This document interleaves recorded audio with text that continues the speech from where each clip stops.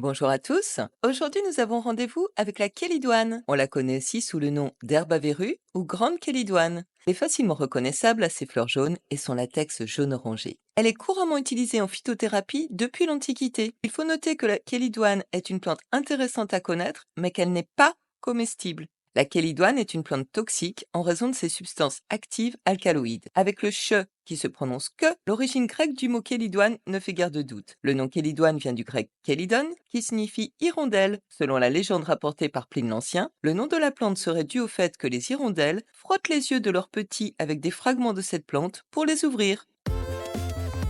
La kélidoine, Chelidonium machus, est une plante herbacée vivace de la famille des Papaveracées. Originaire d'Europe et d'Asie, elle pousse dans les zones boisées, le long des chemins et dans les jardins. On en trouve plus de 20 variétés. Les tiges de la kélidoine sont ramifiées. Elles sont cylindriques, creuses, cassantes et hérissées de poils éparses. Elles contiennent un abondant latex jaune-orangé. Elles peuvent atteindre 30 à 80 cm de hauteur. Les feuilles sont alternes, pennées et profondément découpées en lobes irréguliers, de couleur vert foncé sur le dessus et plus pâle en dessous. Les fleurs, jaunes, sont regroupées en petites ombelles et composées de 4 pétales disposés en croix, mesurant environ 1 à 2 cm de diamètre. La floraison a lieu d'avril à octobre. Le fruit est une capsule allongée contenant de nombreuses petites graines noires. Toute la plante a une odeur vireuse désagréable. Les premiers écrits relatifs à la kélidoine remontent à -300 avant Jésus-Christ dans des textes du philosophe et botaniste grec Théophraste. Dans l'Antiquité, les Grecs et les Romains l'utilisaient pour traiter diverses affections cutanées et ophtalmiques. Dioscoride et Pline l'Ancien en ont fait mention dans leurs écrits, affirmant même que la kélidoine avait la capacité de rendre la vue aux aveugles. Au Moyen Âge, elle était couramment employée pour éliminer les verrues, les cors et autres excroissances cutanées grâce à son latex caustique. Elle était considérée comme une plante magique associée à la magie noire et on l'appelait alors herbe du diable. Enfin, le suc orangé présent dans sa tige laissa penser aux alchimistes qu'elle était l'ingrédient manquant de la pierre philosophale qui les conduirait à transformer les métaux en or. De nos jours, la kélidoine est principalement utilisée pour traiter les problèmes de foie, les verrues et les troubles de la digestion.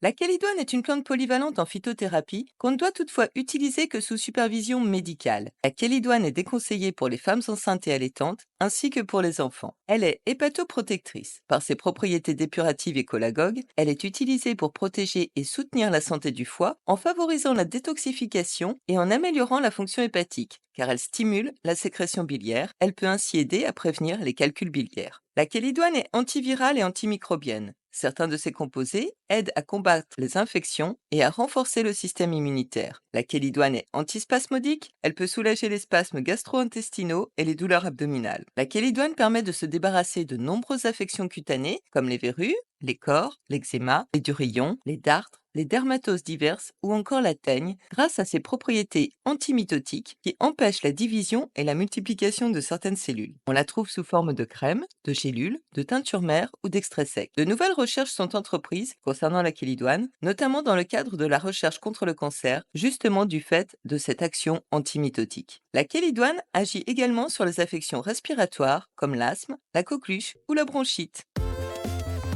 La kélidoine n'est pas couramment utilisée en cuisine en raison de sa toxicité potentielle. Elle dégage d'ailleurs une odeur désagréable qui lui a valu le surnom d'herbe du bouc. L'ingestion peut causer des nausées, des vomissements, des crampes abdominales, des diarrhées et une déshydratation. Toutefois, certaines parties de la plante peuvent être utilisées en phytothérapie sous forme de tisane ou d'extrait pour ses propriétés digestives et détoxifiantes, mais toujours sous contrôle médical. La kélidoine est récoltée de préférence au printemps et en été, lorsque la plante est en pleine floraison. Les feuilles, les tiges et les fleurs peuvent être utilisées, mais avec précaution en raison de la toxicité potentielle de la plante. Pour la faire sécher, on étale les parties récoltées dans un endroit sec et bien ventilé, à l'abri de la lumière directe du soleil. Une fois sèches, on peut les conserver dans un contenant hermétique, à l'abri de l'humidité, pour préserver leur fraîcheur et leurs propriétés. Pour une infusion, on utilise environ une cuillère à café de feuilles séchées pour une tasse d'eau bouillante, qu'on laisse infuser pendant 10 à 15 minutes, puis on filtre avant de consommer. Le latex de kélidoine peut être appliqué directement sur les verrues, mais il est important de protéger la peau environnante pour éviter les irritations. Il faut répéter l'application en dose infime, 2 à 3 fois par jour, jusqu'à disparition de la verrue. En cosmétique, les extraits de kélidoine sont utilisés dans les produits de soins de la peau pour leurs propriétés apaisantes et cicatrisantes, notamment dans les crèmes et les onguents pour traiter les affections cutanées telles que les verrues, les cors et les durillons. Au jardin, comme le sucre de la kélidoine contient des alcaloïdes toxiques qui empêchent les herbivores de la brouter, elle peut indirectement protéger les plantes avoisinantes. Elle peut également être décorative avec ses petites fleurs jaunes, mais il convient de la contenir car elle peut se montrer envahissante. Il faudra l'arracher avec des gants car la sève jaunit la peau et ce colorant est difficile à enlever par la suite. Le latex tache d'ailleurs aussi les vêtements. Enfin, le purin de racine de kélidoine possède des vertus antigerminatives. Il peut être utilisé comme ralentisseur de mauvaises herbes. En teinture naturelle, les fleurs de kélidoine peuvent être utilisées pour préparer une teinture jaune vif, utilisée dans la teinture de tissu, de laine ou d'œufs de Pâques. Au niveau spirituel et énergétique, dans certaines traditions ésotériques, la kélidoine est associée à des rituels de purification et de protection, ainsi qu'à des pratiques de guérison énergétique pour équilibrer les émotions et purifier l'esprit.